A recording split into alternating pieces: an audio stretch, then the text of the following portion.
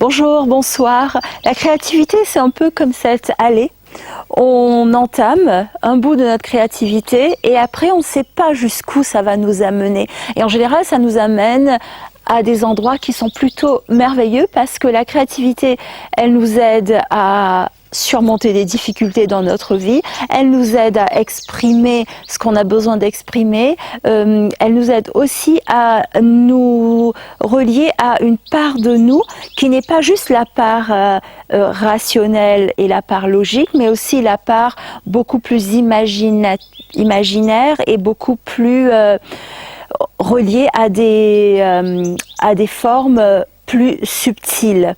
Donc, pour mettre en place une forme de créativité, avant de dire ok je vais être créative dans ma vie, dans mon travail, dans mes projets, je vais lancer une chaîne YouTube ou quoi que ce soit, avant de chercher la créativité loin aux yeux des autres, si vous avez besoin de nourrir votre créativité, je vous invite à le faire déjà de manière quotidienne sur des petites choses de la vie, peut-être ce soir ou cet après-midi ou ce midi lorsque vous mettez votre nourriture sur l'assiette, au lieu juste de la poser sur l'assiette, peut-être arrangez-la d'une certaine manière lorsque vous allez peut-être poser vos objets sur votre table, votre bureau, peut-être arrangez-la d'une certaine manière qui est assez agréable. Parce que c'est vrai qu'on parle souvent de créativité en disant qu'on va créer de la beauté, mais parfois pour arriver à cette forme de créativité entre guillemets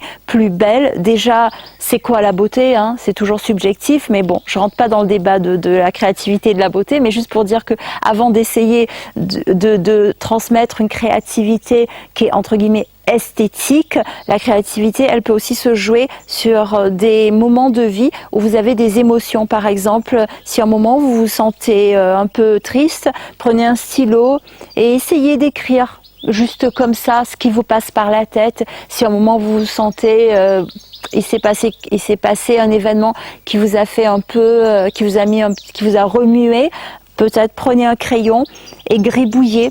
C'est vrai qu'on dit souvent que les enfants ont un imaginaire très très puissant, et cet imaginaire, il ne sert pas juste à entre guillemets à donner au monde une part de nous, même si ça peut aller jusque là. Déjà ça sert à s'exprimer, à s'évader aussi. Et un peu plus tard, ça nous sert aussi à nous relier à tout ce qui nous dépasse, à nous relier à une forme plus avancée dans notre dimension spirituelle. J'en parle un petit peu dans la série de vidéos de comment commencer son chemin spirituel. Je vous invite à aller le voir.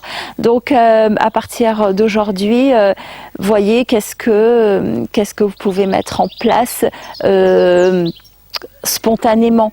Et justement quand on met en place je sais pas, peut-être si devant votre porte il y a des cailloux, un moment vous vous asseyez quelques secondes et vous placez les cailloux, vous vous amusez à placer les cailloux d'une certaine manière, et c'est comme cela qu'au fur et à mesure on peut développer notre créativité.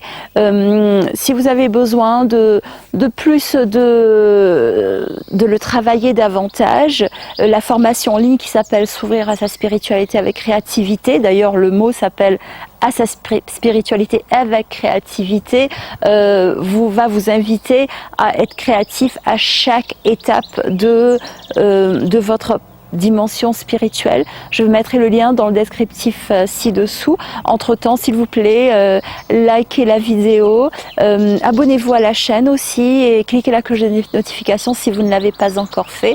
Je vous dis à bientôt et merci pour votre écoute.